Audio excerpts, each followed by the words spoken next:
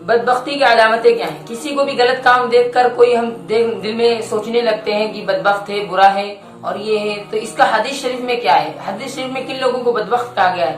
حدیث شریف میں آقا نامدار اور حضور اکرم صلی اللہ علیہ وسلم نے 4 لوگوں کو بدبخت فرمایا، یعنی 4 لوگ کے اندر اگر یہ عادتیں پائی جائیں تو بدبختی کی علامت ہے۔ نمبر 1، دل کا سخت ہونا، یعنی دل سخت ہو، ہر بات کو لے کر ایک دم دھڑاکے دار اور ایک دم پہاڑ کے جیسا، ٹس سے مس نہ ہو، رحم نہ ہے لوگوں پر، یہ بدبختی کی علامت ہے۔ جس کے اندر یہ ہو، اپنے اندر تلاشیں کہ یہ تو نہیں ہے۔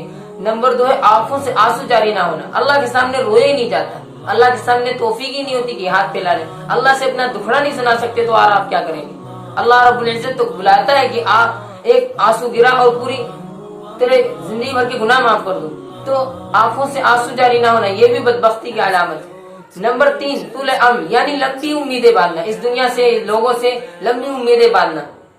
تو لمبی امید باندھنا بھی، جو دیکھیں آپ، جس کو دیکھیں گلی کوچے میں ٹہلتا ہوا لمبی امیدیں لوگوں سے رکھتا ہے، تو آپ سمجھ جائیں کہ یہ بدبختی کی علامت ہے۔ حدیث شریف کے اندر اس کو کہا گیا بدبختی کی علامت، اسے نہیں کہا گیا کہ کوئی سائڈ میں کھڑا ہے آپ نے اسے بدبخت کہہ دیا، یہ نہیں کر رہا، یہ بدبخت ہے، تو یہ نہیں۔ نمبر 4 ہے دنیا کی حیث، دنیا کی لالچ، یہ بنا لیں، پراپرٹی بنا لیں، یہ بنا لیں اور فلاں کام کر لیں، یہ کر لیں، میرا جلدی سے ہو جائے۔ یاد رکھیں دنیا کا کوئی بھی کام آپ مکمل نہیں کر سکتے، ایک کام کریں گے آپ کو دوسرا کام آ جائے گا، تیسرا آ جائے گا، چوتھا آ جائے گا، تو آپ دنیا کے تمام کام مکمل نہیں کر سکتے، تو دنیا کے حیث اپنے سینے سے نکالیں۔ یہ 4 نشانیاں بدبختی کی، تو اللہ کے رسول صلی اللہ علیہ وسلم نے ان 4 چیزوں کو بدبختی کی علامت کہا۔ اپنے اندر تلاش کریں کہ یہ 4 عادتیں آپ کے اندر نہ ہوں۔ اللہ مجھے اور آپ کو ان چیزوں سے محفوظ رکھے۔